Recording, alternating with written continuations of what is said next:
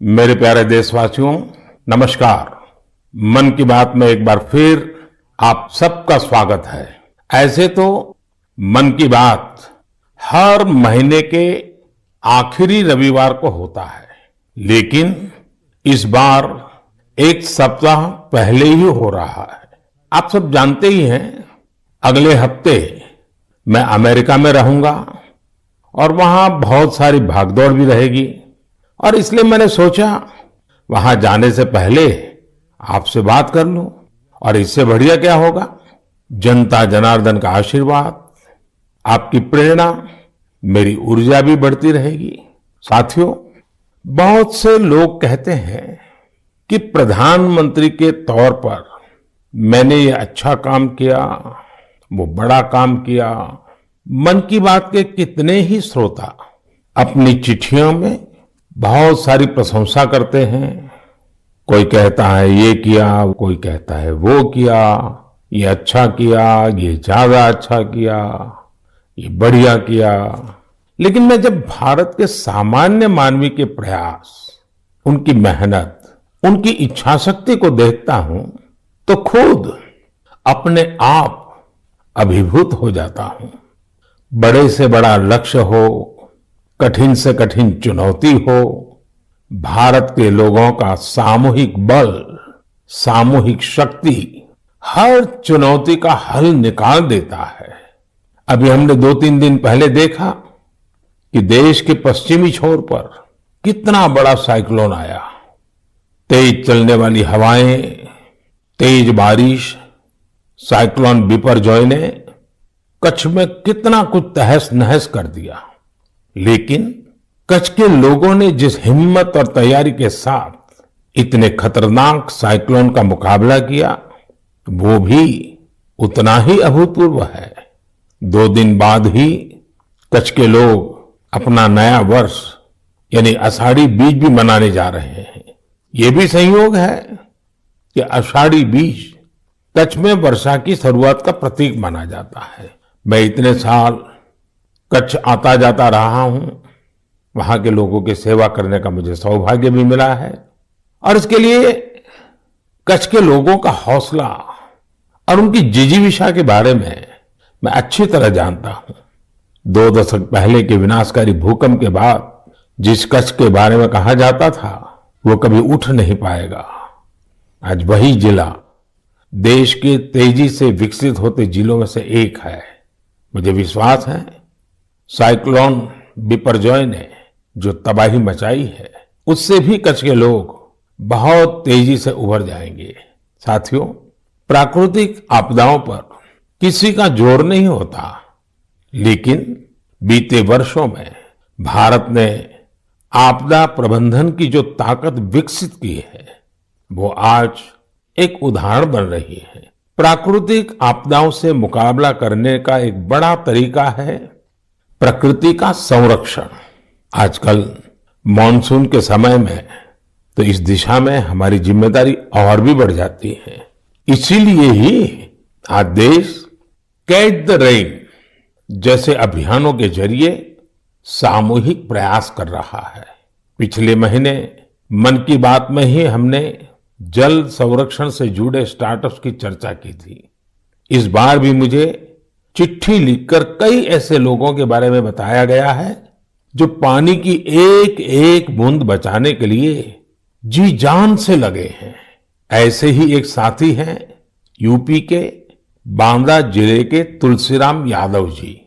तुलसीराम यादव जी लुकतरा ग्राम पंचायत के प्रधान है।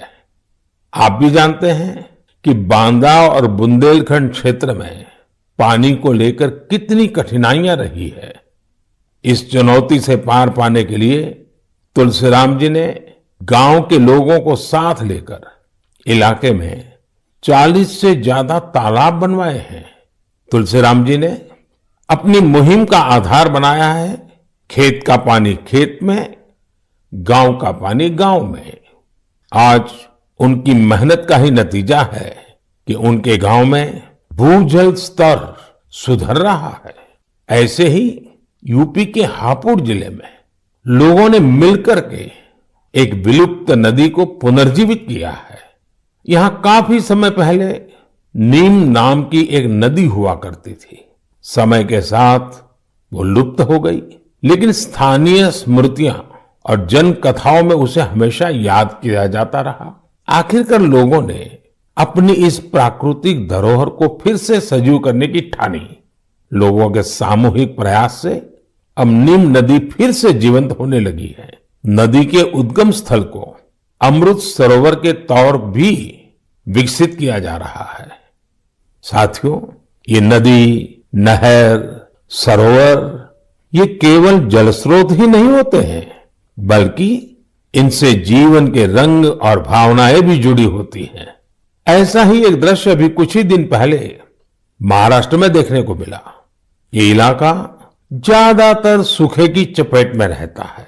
5 दशक के इंतजार के बाद यहां नीलवंडे डैम की कैनाल का काम अब पूरा हो रहा है। कुछ दिन पहले टेस्टिंग के दौरान कैनाल में पानी छोड़ा गया था। इस दौरान जो तस्वीरें आई वो वाकई भावुक करने वाली थी। गांव के लोग ऐसे झूम रहे थे जैसे होली दिवाली का त्योहार हो। साथियों, जब प्रबंधन की बात हो रही है तो मैं आज छत्रपति शिवाजी महाराज को भी याद करूंगा। छत्रपति शिवाजी महाराज की वीरता के साथ ही उनकी गवर्नेंस और उनके प्रबंध कौशल से भी बहुत कुछ सीखने को मिलता है। विशेषकर जल प्रबंधन और नौसेना को लेकर छत्रपति शिवाजी महाराज ने जो कार्य किए वो आज भी भारतीय इतिहास का गौरव बढ़ाते हैं। उनके बनाए जल दुर्ग इतनी शताब्दियों बाद भी समंदर के बीच में आज भी शान से खड़े हैं। इस महीने की शुरुआत में ही छत्रपति शिवाजी महाराज के राज्याभिषेक के 350 वर्ष पूरे हुए हैं। इस अवसर को एक बड़े पर्व के रूप में मनाया जा रहा है। इस दौरान महाराष्ट्र के रायगढ़ किले में इससे जुड़े भव्य कार्यक्रमों का आयोजन किया गया। मुझे याद है कई वर्ष पहले 2014 में मुझे रायगढ़ जाने उस पवित्र भूमि को नमन करने का सौभाग्य मिला था। ये हम सबका कर्तव्य है कि उस अवसर पर हम छत्रपति शिवाजी महाराज के प्रबंध कौशल को जानें, उनसे सीखें। इससे हमारे भीतर हमारी विरासत पर गर्व का बोध भी जगेगा और भविष्य के लिए कर्तव्यों की प्रेरणा भी मिलेगी। मेरे प्यारे देशवासियों, आपने रामायण के उस नन्ही गिलहरी के बारे में जरूर सुना होगा जो राम सेतु बनाने में मदद करने के लिए आगे आई थी। कहने का मतलब ये कि जब नीयत साफ हो, प्रयासों में ईमानदारी हो, तो फिर कोई भी लक्ष्य कठिन नहीं रहता। भारत भी आज इसी नेक नियत से एक बहुत बड़ी चुनौती का मुकाबला कर रहा है। ये चुनौती है टीबी की, जिसे क्षय रोग भी कहा जाता है। भारत ने संकल्प किया है 2025 तक टीबी मुक्त भारत बनाने का। लक्ष्य बहुत बड़ा जरूर है। एक समय था जब टीबी का पता चलने के बाद परिवार के लोग ही दूर हो जाते थे, लेकिन ये आज का समय है जब टीबी के मरीज को परिवार का सदस्य बनाकर उनकी मदद की जा रही है। इस क्षय रोग को जड़ से समाप्त करने के लिए निक्षय मित्रों ने मोर्चा संभाल लिया है। देश में बहुत बड़ी संख्या में विभिन्न सामाजिक संस्थाएं निक्षय मित्र बनी हैं। गांव देहात में, पंचायतों में हजारों लोगों ने खुद आगे आकर टीबी मरीजों को गोद लिया है। कितने ही बच्चे हैं जो टीबी मरीजों की मदद के लिए आगे आए हैं। ये जन भागीदारी ही इस अभियान की सबसे बड़ी ताकत है। इसी भागीदारी की वजह से आज देश में 10 लाख से ज्यादा टीबी मरीजों को गोद लिया जा चुका है। और ये पुण्य का काम किया है करीब करीब 85,000 निक्षय मित्रों ने। मुझे खुशी है कि देश के कई सरपंचों ने, ग्राम प्रधानों ने भी ये बीड़ा उठा लिया है कि वो अपने गांव में टीबी को समाप्त करके ही रहेंगे। नैनीताल के एक गांव के निक्षय मित्र श्रीमान दिकर सिंह मेवाड़ी जी ने टीबी के 6 मरीजों को गोद लिया है। ऐसे ही किन्नौर की एक ग्राम पंचायत के प्रधान निक्षय मित्र श्रीमान ज्ञान सिंह जी भी अपने ब्लॉक में टीबी मरीजों को हर जरूरी सहायता उपलब्ध कराने में जुटे हैं। भारत को टीबी मुक्त बनाने की मुहिम में हमारे बच्चे और युवा साथी भी पीछे नहीं है। हिमाचल प्रदेश के ऊना की 7 साल की बेटी नलिनी सिंह का कमाल देखिए। बिटिया नलिनी अपनी पॉकेट मनी से टीबी मरीजों की मदद कर रही है। आप जानते हैं कि बच्चों को गुल्लक से कितना प्यार होता है, लेकिन एमपी के कटनी जिले की 13 साल की मीनाक्षी और पश्चिम बंगाल के डायमंड हार्बर के 11 साल के बश्वर मुखर्जी दोनों ही कुछ अलग ही बच्चे हैं। इन दोनों बच्चों ने अपने गुल्लक के पैसे भी टीबी मुक्त भारत के अभियान में लगा दिए हैं। ये सभी उदाहरण भावुकता से भरे होने के साथ ही बहुत प्रेरक भी हैं। कम उम्र में बड़ी सोच रखने वाले इन सभी बच्चों की मैं हृदय से प्रशंसा करता हूं। मेरे प्यारे देशवासियों, हम भारतवासियों का स्वभाव होता है कि हम हमेशा नए विचारों के स्वागत के लिए तैयार रहते हैं। हम अपनी चीजों से प्रेम करते हैं और नई चीजों को आत्मसात भी करते हैं। इसी का एक उदाहरण है जापान की तकनीक मियावाकी। अगर किसी जगह की मिट्टी उपजाऊ नहीं रही हो तो मियावाकी तकनीक उस क्षेत्र को फिर से हरा भरा करने का बहुत अच्छा तरीका होती है। मियावाकी जंगल तेजी से फैलते हैं और 2-3 दशक में जैव विविधता का केंद्र बन जाते हैं। अब इसका प्रसार बहुत तेजी से भारत के भी अलग अलग हिस्सों में हो रहा है। हमारे यहाँ केरला के एक टीचर श्रीमान राफी रामनाथ जी ने इस तकनीक से एक इलाके की तस्वीर ही बदल दी। दरअसल रामनाथ जी अपने स्टूडेंट्स को प्रकृति और पर्यावरण के बारे में गहराई से समझाना चाहते थे। इसके लिए उन्होंने एक हर्बल गार्डन ही बना डाला। उनका ये गार्डन अब एक बायोडायवर्सिटी जोन बन चुका है। उनकी इस कामयाबी ने उन्हें और भी प्रेरणा दी। इसके बाद राफी जी ने मियावाकी तकनीक से एक मिनी फॉरेस्ट यानी छोटा जंगल और इसे नाम दिया विद्यावनम। अब इतना खूबसूरत नाम तो एक शिक्षक ही रख सकता है, विद्यावनम। रामनाथ जी के इस विद्यावनम में छोटी सी जगह में 115 वैरायटीज के 450 से अधिक पेड़ लगाए गए। उनके स्टूडेंट्स भी इनके रखरखाव में उनका हाथ बटाते हैं।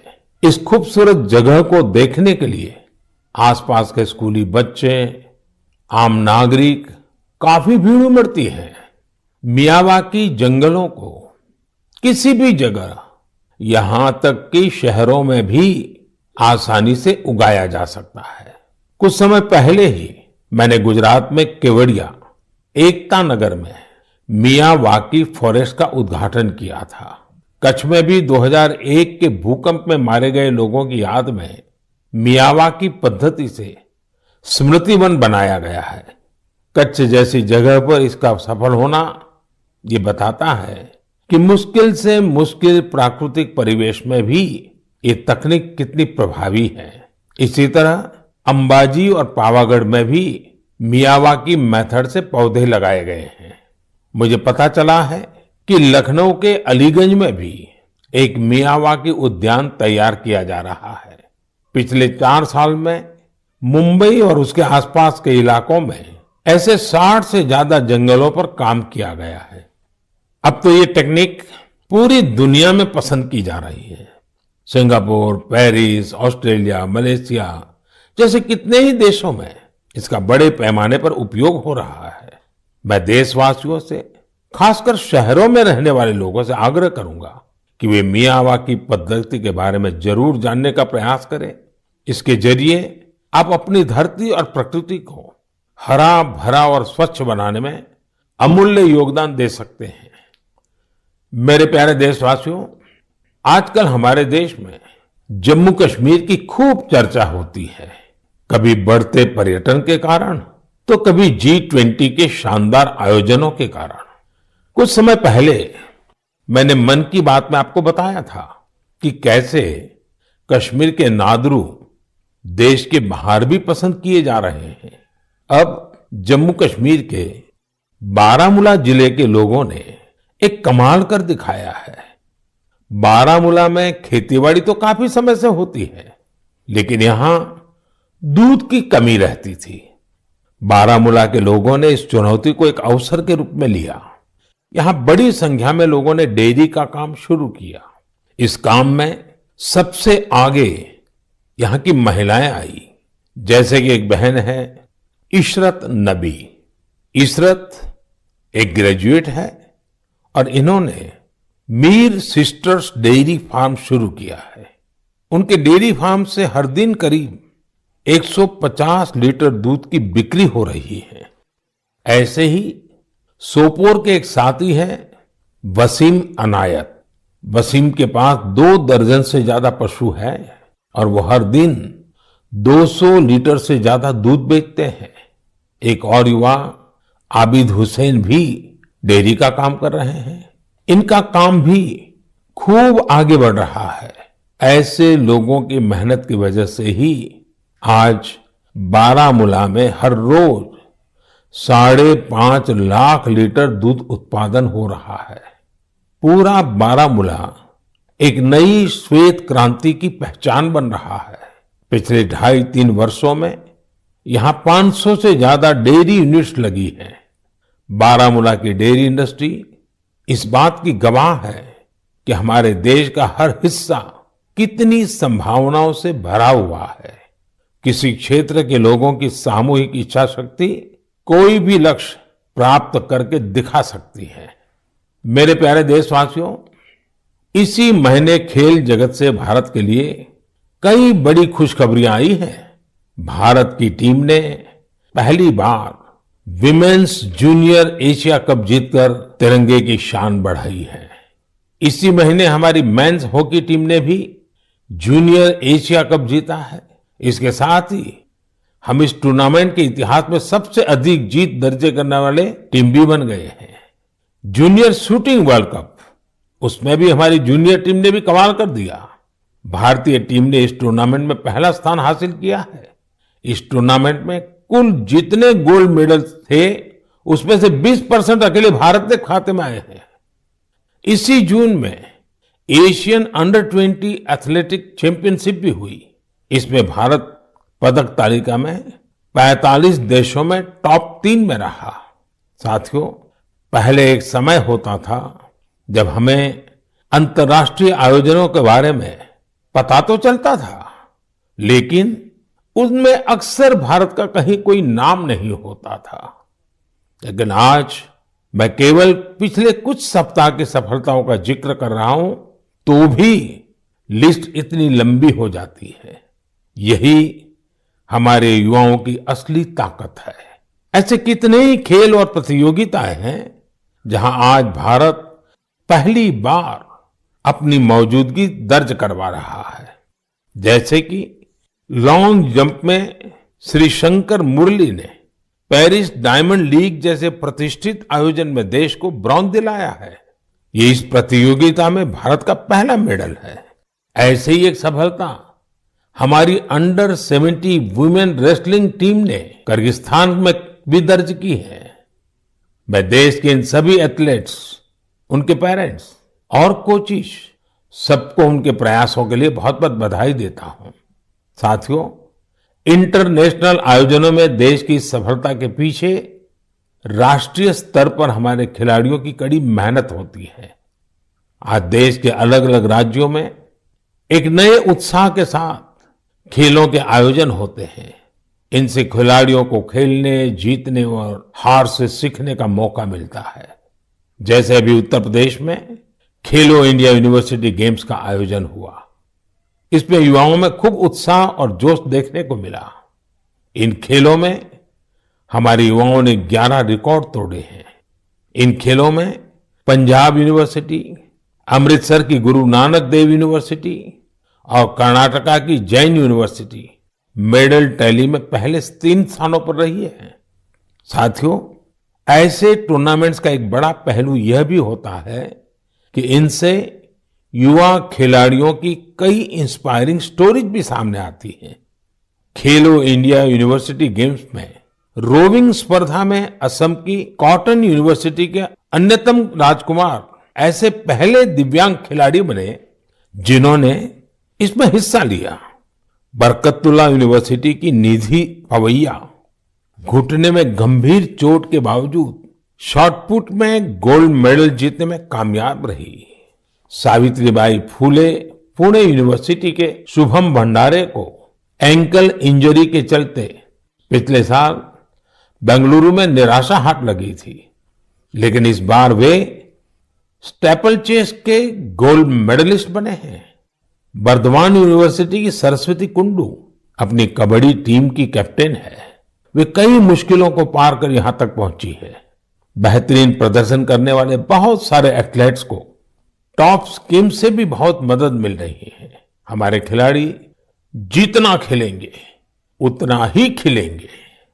मेरे प्यारे देशवासियों, 21 जून भी अब आ ही गई है। इस बार भी विश्व के कोने कोने में लोग अंतर्राष्ट्रीय योग दिवस का उत्सुकता से इंतजार कर रहे हैं। इस वर्ष योग दिवस की थीम है योगा फॉर वसुधैव कुटुंबकम, यानी एक विश्व एक परिवार के रूप में सबके कल्याण के लिए योग।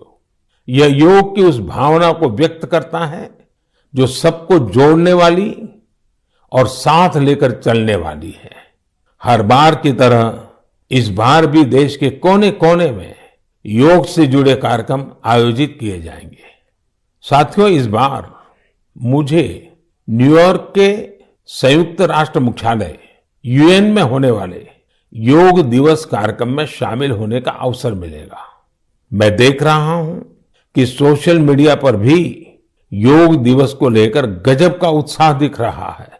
साथियों, मेरा आप सभी से आग्रह है कि आप योग को अपने जीवन में जरूर अपनाएं, इसे अपनी दिनचर्या का हिस्सा बनाएं।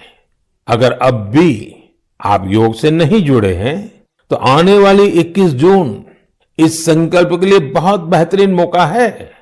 योग में तो वैसे भी ज्यादा तामझाम की जरूरत ही नहीं होती है। देखिए, जब आप योग से जुड़ेंगे तो आपके जीवन में कितना बड़ा परिवर्तन आएगा।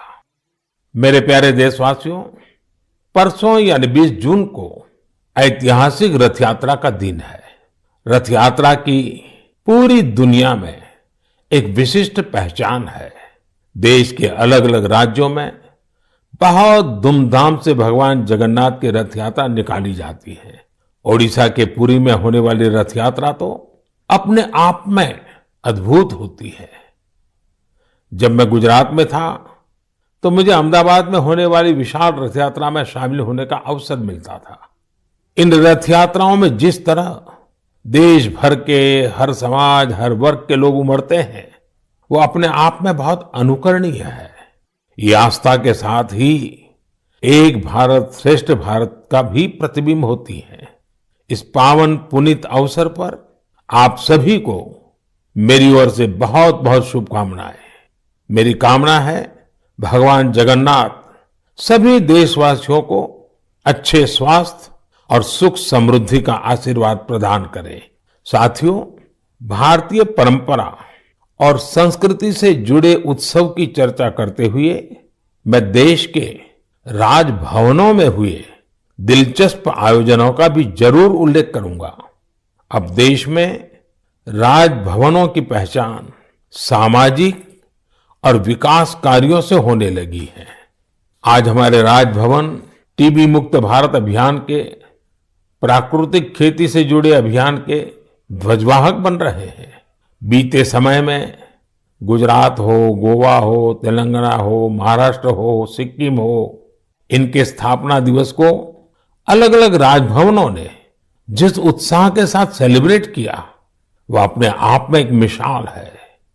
ये एक बेहतरीन पहल है जो एक भारत श्रेष्ठ भारत की भावना को सशक्त बनाती है। साथियों, भारत लोकतंत्र की जननी है, मदर ऑफ डेमोक्रेसी है। हम अपने लोकतांत्रिक आदर्शों को सर्वोपरि मानते हैं, अपने संविधान को सर्वोपरि मानते हैं। इसलिए हम 25 जून को भी कभी भुला नहीं सकते। यह वही दिन है जब हमारे देश पर इमरजेंसी थोपी गई थी। यह भारत के इतिहास का काला दौर था। लाखों लोगों ने इमरजेंसी का पूरी ताकत से विरोध किया था। लोकतंत्र के समर्थकों पर उस दौरान इतना अत्याचार किया गया, इतनी यातनाएं दी गई कि आज भी मन सिहर उठता है। इन अत्याचारों पर, पुलिस और प्रशासन द्वारा दी गई सजाओं पर बहुत सी पुस्तकें लिखी गई हैं। मुझे भी संघर्ष में गुजरात नाम से एक किताब लिखने का उस समय मौका मिला था। कुछ दिनों पहले ही इमरजेंसी पर लिखी एक और किताब मेरे सामने आई, जिसका शीर्षक है torture of political prisoners in India.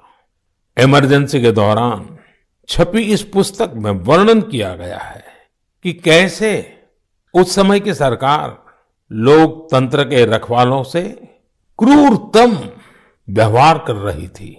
इस किताब में ढेर सारी केस स्टडीज हैं, बहुत सारे चित्र हैं। मैं चाहूंगा कि आज जब हम आजादी का अमृत महोत्सव मना रहे हैं, तो देश की आजादी को खतरे में डालने वाले ऐसे अपराधों का भी जरूर अवलोकन करें। इससे आज की युवा पीढ़ी को लोकतंत्र के मायने और उसकी अहमियत समझने में और ज्यादा आसानी होगी।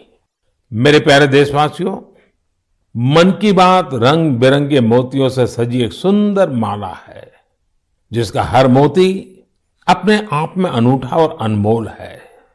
इस कार्यक्रम का हर एपिसोड बहुत ही जीवंत होता है, हमें सामूहिकता की भावना के साथ साथ समाज के प्रति कर्तव्य भाव और सेवा भाव से भरता है। यहाँ उन विषयों पर खुलकर चर्चा होती है जिनके बारे में हमें आमतौर पर कम ही पढ़ने सुनने को मिलता है। हम अक्सर देखते हैं कि मन की बात में किसी विषय का जिक्र होने के बाद कैसे अनेकों देशवासियों को नई प्रेरणा मिली। हाल ही में मुझे देश की प्रसिद्ध भारतीय शास्त्रीय नृत्यांगना आनंदा शंकर जयंत का एक पत्र मिला। अपने पत्र में उन्होंने मन की बात के उस एपिसोड के बारे में लिखा है जिसमें हमने स्टोरी टेलिंग के बारे में चर्चा की थी। उस कार्यक्रम में हमने इस फील्ड से जुड़े लोगों की प्रतिभा को एक्नॉलेज किया था। मन की बात के उस कार्यक्रम से प्रेरित होकर आनंदा शंकर जयंत ने कुट्टी कहानी तैयार की है। यह बच्चों के लिए अलग अलग भाषाओं की कहानियों का एक बेहतरीन संग्रह है। यह प्रयास इसलिए भी बहुत अच्छा है क्योंकि इससे हमारे बच्चों का अपनी संस्कृति से लगाव और गहरा होता है। उन्होंने इन कहानियों के कुछ इंटरेस्टिंग वीडियोस अपने YouTube चैनल पर भी अपलोड किए हैं। मैंने आनंदा शंकर जयंत के इस प्रयास की विशेष तौर पर इसलिए चर्चा की क्योंकि ये देखकर मुझे बहुत अच्छा लगा कि कैसे देशवासियों के अच्छे काम दूसरों को भी प्रेरित कर रहे हैं। इससे सीखकर वे भी अपने हुनर से देश और समाज के लिए कुछ बेहतर करने की कोशिश करते हैं। यही तो हम भारतवासियों का वो कलेक्टिव पावर है जो देश की प्रगति में नई शक्ति भर रही है। मेरे प्यारे देशवासियों, इस बार मन की बात में मेरे साथ इतना ही। अगली बार नए विषयों के साथ आपसे फिर मुलाकात होगी। बारिश का समय है, इसलिए अपने स्वास्थ्य का खूब ध्यान रखिए, संतुलित खाइए और स्वस्थ रहिए। हाँ, योगा जरूर कीजिए। अब कई स्कूलों में गर्मी की छुट्टियां भी खत्म होने को है। मैं बच्चों से भी कहूंगा कि होमवर्क लास्ट दिन के लिए पेंडिंग ना रखें। काम खत्म करिए और निश्चिंत रहिए। बहुत बहुत धन्यवाद।